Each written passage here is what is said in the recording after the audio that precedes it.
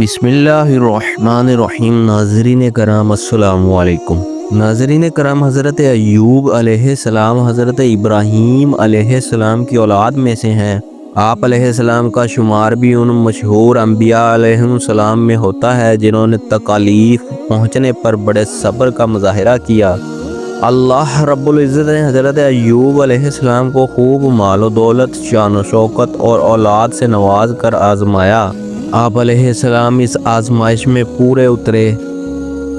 اللہ رب العزت نے آپ علیہ السلام کا ذکر خیر قرآن مجید کی 4 سورتوں میں کیا ہے۔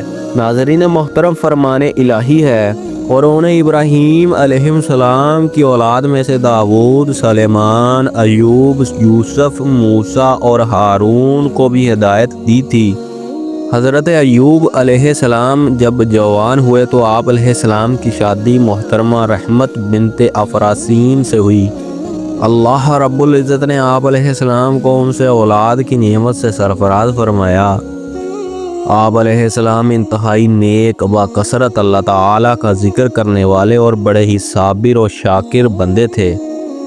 اللہ تعالیٰ نے آپ علیہ السلام کو لوگوں کی رہنمائی کے لیے نبوت سے سرفراز فرمایا تھا۔ فرمان الہی ہے، ہم نے ابراہیم، اسماعیل، اسحاق، یعقوب اور ان کی اولاد عیسیٰ، ایوب، یونس، ہارون اور سلیمان کی طرف بھی وحی بھیجی تھی، اور ہم نے داؤد کو زبور عطا کی تھی۔ ناظرین محترم، حضرت ایوب علیہ السلام کو اللہ رب العزت نے خوب مال و دولت اور اولاد سے نوازا تھا۔ ان نعمتوں کے ملنے پر آپ علیہ السلام اللہ تعالیٰ کا بہت زیادہ شکر ادا کیا کرتے تھے۔ اللہ تعالیٰ نے آپ علیہ السلام کو مصائب میں مبتلا کر کے آزمایا۔ آپ علیہ السلام کی ساری دولت جاتی رہی، اولاد بھی فوت ہو گئی اور گھر بار بھی ویران ہو گیا، لیکن اس کے باوجود بھی آپ علیہ السلام اللہ تعالیٰ کی رضا کے لیے صبر سے کام لیتے رہے اور کبھی شکوہ نہیں کیا۔ آزمائش کی مدت طویل ہوتی گئی، یہاں تک کہ دوست احباب بھی ساتھ چھوڑ گئے اور آپ علیہ السلام سے دور رہنے لگے۔ صرف آپ علیہ السلام کی زوجہ محترمہ ساتھ رہیں، وہ آپ علیہ السلام کی ضروریات پوری فرماتی۔ آپ علیہ السلام کی وفادار بیوی اجرت پر دوسروں کے کام کر کے آپ علیہ السلام کے لیے کھانے پینے کا بندوبست کیا کرتی تھیں۔ ناظرین محترم، اسی آزمائش میں 18 سال گزر گئے۔ احادیث رسول اکرم صلی اللہ علیہ وسلم ہے، سب سے سخت آزمائش انبیاء کرام پر، پھر لوگوں میں سب سے زیادہ نیک لوگوں پر، اس کے بعد جو ان سے کم درجہ کے ہوں ان پر آتی ہے۔ انسان پر اس کے دین ایمان کے مطابق آزمائش آتی ہے۔ اگر وہ دین میں مضبوط ہو تو اس پر آزمائش بھی سخت آتی ہے۔ ناظرین محترم، حضرت ایوب علیہ السلام اللہ تعالیٰ کی طرف سے آزمائش پر صبر و استقامت کا مظاہرہ کرتے رہے، یہاں تک کہ آپ علیہ السلام پر آنے والے مصائب اور ان پر صبر ضرب المثل بن گئے۔ آخر کار جب بیماری بہت زیادہ بڑھ گئی تو آپ علیہ السلام نے اللہ عز و جل کے حضور صحت کے لیے دعا مانگی۔ یا اللہ، مجھے تکلیف دہ بیماری لگ گئی ہے اور آپ سب سے زیادہ رحم کرنے والے ہیں۔